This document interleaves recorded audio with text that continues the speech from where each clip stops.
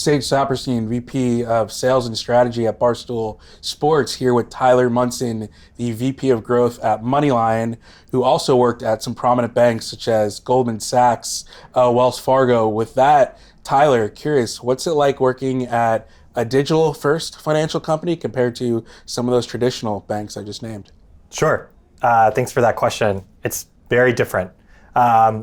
When I first started in banking, I was a wee analyst and not really sure what I wanted to do with my career. And so I got a sense and some training of how the financial services industry really worked.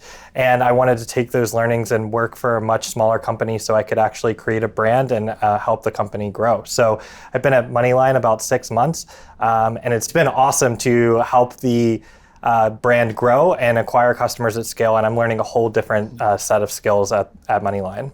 Oh, very cool.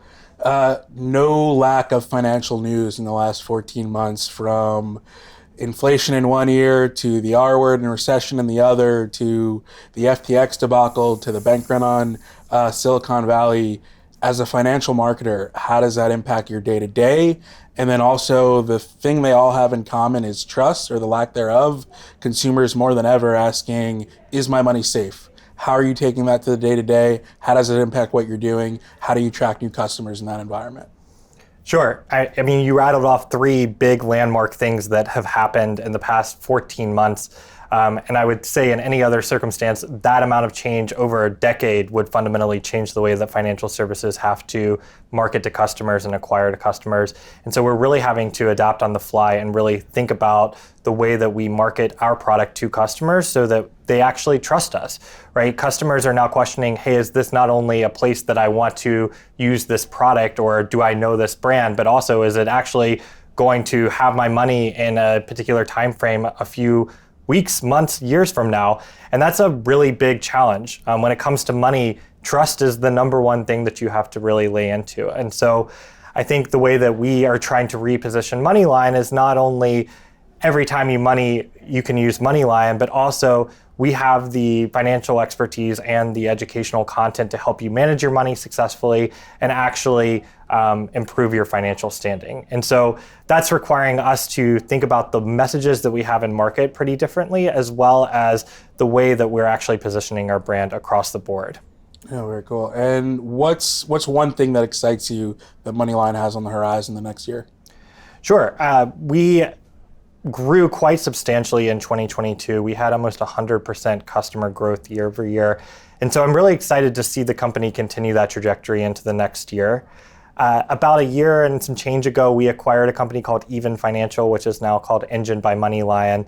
And that acquisition has allowed us to not only offer direct-to-consumer products, but also have a network of properties across the web to acquire customers and use that data to power our own AI and targeting engines that we use to target customers with MoneyLion. So we've seen the ability to acquire customers at scale in a much more efficient way because of the way that we're using data and using properties around the web to allow us to own the data pipeline from start to finish, so that we can actually apply those personas and segmentation and actually push them out to ad platforms, so we can offer a very dynamic and targeted experience to the customers that we're targeting. Yeah, one thing to pick on there, AI and financial brands. I think consumers are going to be scared. They're going to be open to it. They're going to be oblivious to it. What's your quick take? Sure. I think if someone said the term AI to you 3 years ago and they worked not even at a financial services brand, but just at really any brand,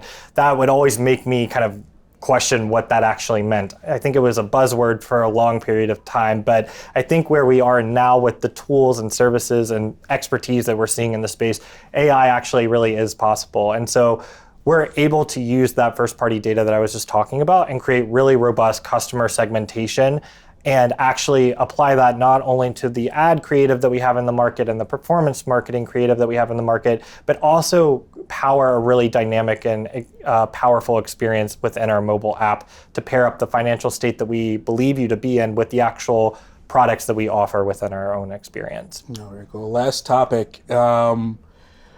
Yesterday, day one, there was a great panel on the convergence of performance and brand marketing. I would say at Barstool, something we do really well is that cornerstone of content and commerce. I think MoneyLion did take it one step further with their acquisition of Malka Media.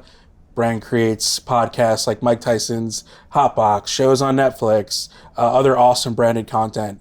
How has it been as a financial marketer working with a branded content brand like Malcolm Media in-house? It's been awesome. I think one of the things that was a little bit curious to me when I joined MoneyLion was this acquisition of a media company like Malka. And I sat down with their CEO and he explained it to me very clearly, which is that where a lot of financial services companies fall short is that it's not a product problem, or it's not a pricing problem, it's not even a brand awareness problem. It's really the customer problem that financial services companies tend to ignore, which is what do I actually do with my finances and how do I actually manage my money so that I can get out of this cycle of needing debt and immediate credit.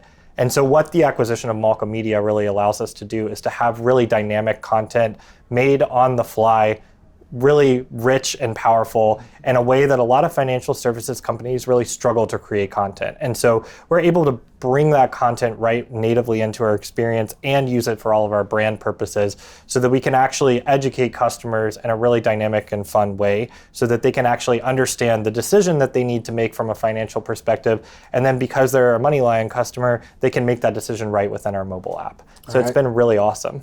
All right, Tyler, appreciated the conversation, the time, enjoyed it, and have a great day. Great. Thank you for having me.